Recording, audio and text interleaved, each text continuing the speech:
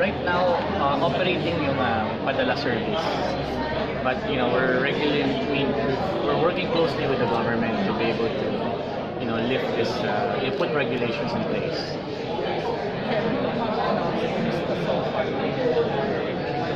Very good naman. I mean, there's a TWG that was created.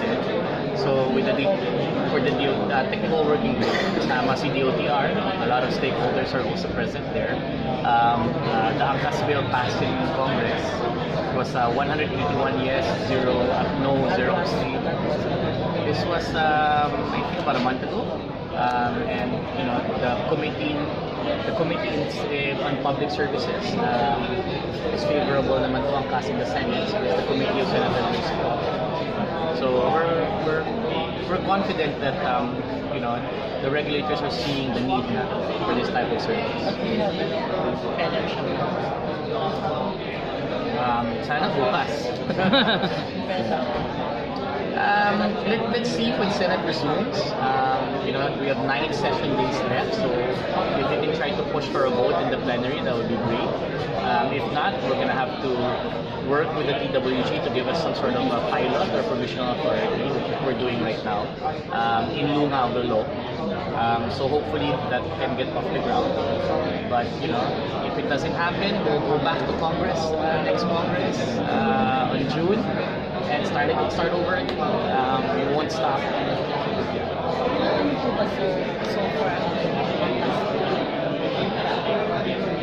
Mga bikers natin, mga 27,000. Pero ngayon sa delivery sa express, well, I mean, all of them has ability to do it, no? Pero it's severely hampered their operations. I mean, yung kita kasi sa delivery medyo malayo dun sa transport. So, majority pa rin of the rides are transport.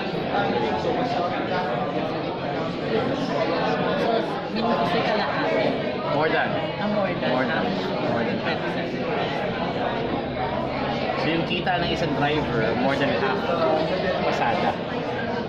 And the rest, because it's still a small industry. You have the big players, McDo, Jollibee, pero yung mga multi-delivery service, multi-brand, multi-establishment, it's still quite small. It's growing, and we're very bullish that that will grow, fairly large. But I think the problem with the Filipinos right now is really transport. Congestion and traffic is the issue. At yun talaga yung kailangan sulbahin ang problema ngayon. Yung delivery medyo more of want na yan kaysa need.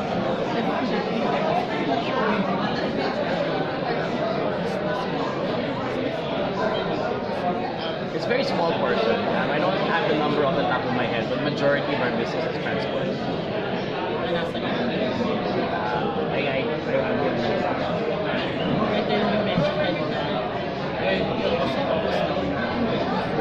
Yes, I mean, our first focus is really training. So ngayon, we're still working with some of the LGUs to train kahit hindi ka mag-angkas, kahit habal-habal ka lang, or kahit nagmamotor ka lang, sakay mo yung anak mo or asawa mo, you need to be able to know how to ride a motorcycle. And we hope to be able to train some more people. But more to that is really the family unit. Low-income family household, kawawa sila diba? I mean, galing ka sa 45,000 pesos a month, sa ngayon, balik ka na naman sa dito. So, how do we train them to be anti-cyclical sa ekonomiya, diba? Pagsak man yung ekonomiya ng Angkas, yung ekonomiya ng pamilya mo will be able to thrive. So, we're really working with the families and with the private sector, like the other platforms, to see ano ba pwede natin gawin with this large group of people. Sana kahit mawala si Angkas, meron silang pangalawang second livelihood, source of income, bebenta sila ng kung ano man, pwedeng i-deliver ni asawa. So yun yung mga things that we're working on right now. Kasi kawawa naman, we really believe that we treat our drivers like our family, and we don't want that to happen. We want to make sure that we take care of it regardless whether Angkas is open. It's not their fault. In fact, them not knowing how to ride the motorcycle, kamote rider tawag sa kanila, hindi nila kasalanan yun. Kasalanan yun ng sistema. Kasi wala naman nagturo sa kanila paano magmotor. Kaya nagkaroon ng habal-habal, kaya nagkaroon ng skylab. Kasi anong ginawa nila? Ang Pilipino, ingenious. Mag-discount ang Pinoy. So naglagay siya ng kahoy sa tabi at ginawa ng skylab. Bakit? Kasi hindi siya tinuruan na bawal yun. And you see that in the provinces, you know. They learn how to ride the motorcycle in either the tricycle of their dad or their uncle, or they don't. When they figure it out when they bring it out of the dealership. So it's not their fault. It's not their fault that they're causing so many accidents on the road. It's the fault of our system. And we need to correct it. Sir, meron na ba nag-pledge ng support lalo na sa Angkas bill? Since yun nga, there would be an upcoming election, marami syempre dapat na ma-ensure na mapasa yung law na to. Meron na ba nagpakita ng support or na-assurance na susuportahan niyo? Well, Congress has shown overwhelming support. No? They passed the bill unanimously. So, you know, at least from the quorum. So we're very happy about that. Of course, the senators, there's a lot of senators that have also come forward and said that, you know, this is something that the people need. You know, they're not necessarily in support of Angkas, but they're in support of the cause of Angkas. And the cause of Angkas is really, one, to make sure na lahat nagmumotor marunong magmotor at kaya magsakay. Pangalawa, hindi nadadaya or na nasa scam yung mga taong bayan. Pangatlo, minimize natin yung aksidente. So, you know, yung taong bayan may safe alternative transportation. So these are the things that we're working on, and Senate has, you know, fairly been supportive. So wala naman indirect na nag-oppose sa Angkas? Walang direct or indirect na nag-oppose sa Angkas. At least none that I know, unless you can tell me something. Question. What basically is your role as advisor to the Board of Trustees? We have we're part of the advisory boards of Fintech. And really, the idea there is, you know, I mean, Fintech is such a new space. And, you know, it's really a parang horizontal, it's really a horizontal effect, no? For all types of tech businesses, the financial side. Everybody needs to, you know, have payments, you know. Even for us, our drivers have e-wallets. We give all of our incentives to the drivers electronically. So these are the things that, you know, I think we can work with the Fintech Philippine Association, Fintech Association, Fintech Philippine Association, and really work to see how we can improve, you know, these payment channels, these e-wallet systems, you know, for our customers as well. But this is you contributing to the both sides. I think it's right now it's us taking more from Fintech than us contributing. No? But we do have 27,000 biker partners that, you know, need Fintech transactions, and 2 million consumers that we can hopefully digitize as well. Because right now we're just doing cash. So that's something that we hope to achieve in the future. Thank you. Maganda. I mean, we're partnered with the Urban Land Institute and AECOM. So yun one of the experiments kasi namin is really to try to see if we can solve the congestion problem in Poblacion. So we're right now working with the local barangay to look at points, stop points in Poblacion. Maglalagay kami ng hop-on, hop-off doon. So any point in Poblacion and some of the yung local, SoCal, pati Jocal, pwede ka mag-angkas, paikot. And then hopefully we can already designate a parking slot para at least pwede ka mag-park sa labas at dadaling ka na lang.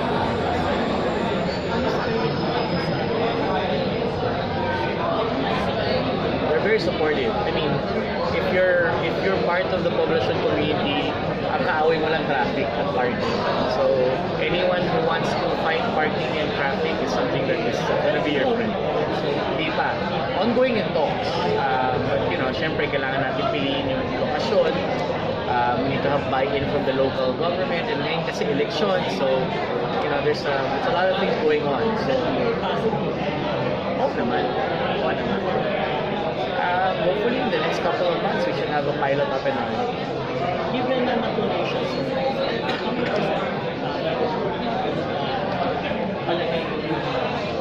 that remains to be seen. That's something that we have. Hopefully, we can decrease parking dun sa streets. Kasi bawal naman talaga mag-park dun. Wala naman talaga space, diba? So, that's number one. And number two, since wala nang kotse masyadong pupunta dun, if ever, hopefully we can have a bit more space. Diba? So, that's the idea. Let's see. I mean, it's an experiment. So, hopefully we get the good results that we want. Pero yung expected Yeah, of course. So given na mag-roll out na siya, successful, are you open to this?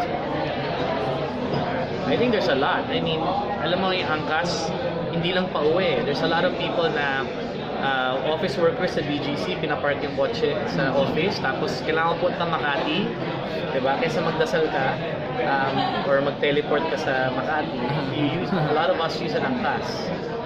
Even within BGC. So there's a lot of enclaves sa Pilipinas na if you don't cross, it's a pain to cross cities, pero within that area, you really need mga agile, small and agile vehicles, transport options, like Angkas or bisikleta, or diba? Kasi ang hirap lakarin, beyond 5 blocks, mainit masyado. Ano yung mga habang Marami. There's a lot of habal-habal. Maraming habal-habal sa Metro Manila at sa Pilipinas. So you mentioned kanina McDonald's, Jollibee, yung mga riders nila. Usually they are in-house yung mga riders nila, yung mga delivery. Actually, ahente sila. They're agents. They're not necessarily in-house. But then, some of these fast food chains have a program wherein they get riders to come in, and there's some sort of enrollment period or something to that effect. Will So, Angkas, I mean, delivery is going to be a major part of the business. Who knows what the future is in store for us? But right now we don't have any type of corporate clients. But I think it's safe to say that's something that's going to be part of our pipeline.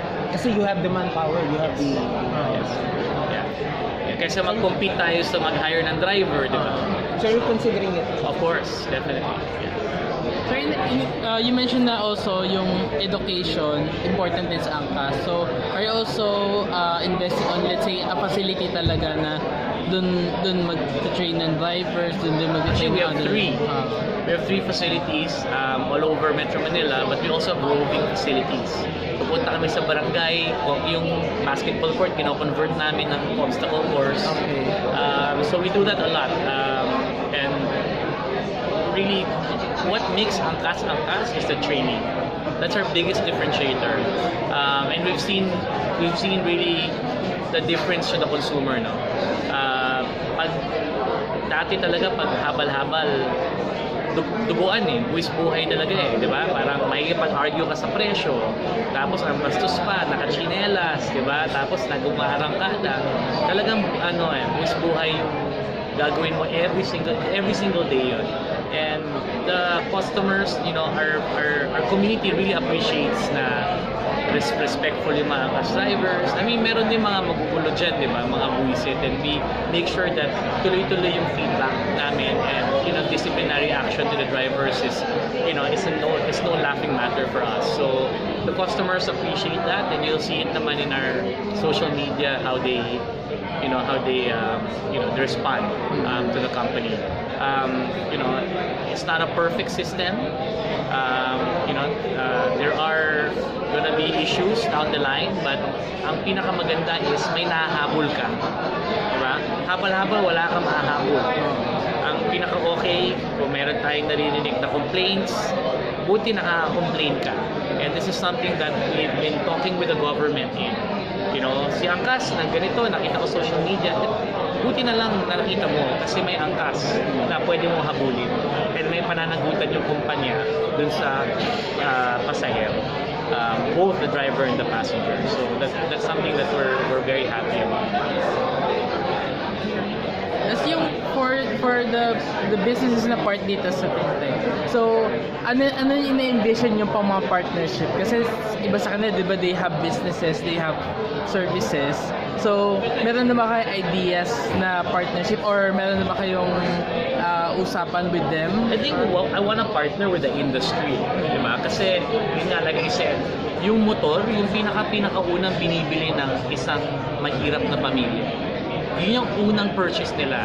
Bago bahay, bago kung ano man. bago nga TV, pag minsan, motor.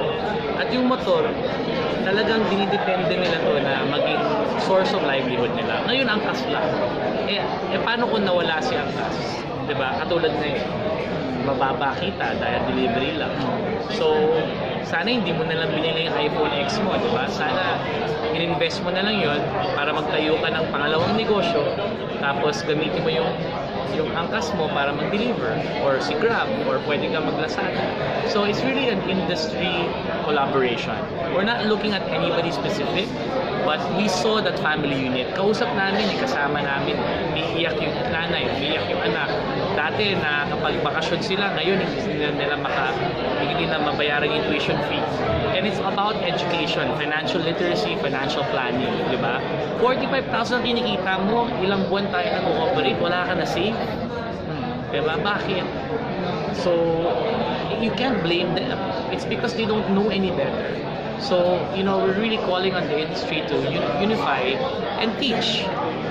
Teach, how to become a Lazada member, how to become a Shopee member, how do you deliver in Grab Food, Grab Eats, how to become a merchant, how do you use Angkas for delivery. We need to teach them how to do this. Kasi, pag inuruan mo yung Pinoy, natututo sila at sumusunod sila. Wala namang hindi gusto sumunod Diba? Kung yung pagsusunod mo will enable you na alagaan yung pamilya mo, gagawin mo. Hindi ako naniniwala na pasaway ang Pinoy. Pasaway yung gobyerno dahil may tinuturuan yung Pinoy. Doon naniniwala ako.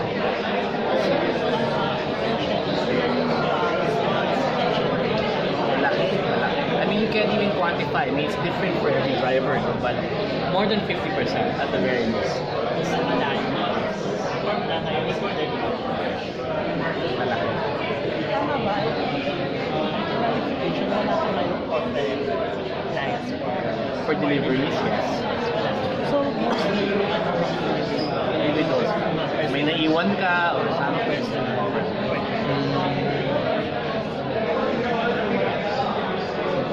Thank you, sir. Thanks, guys. thank you, sir.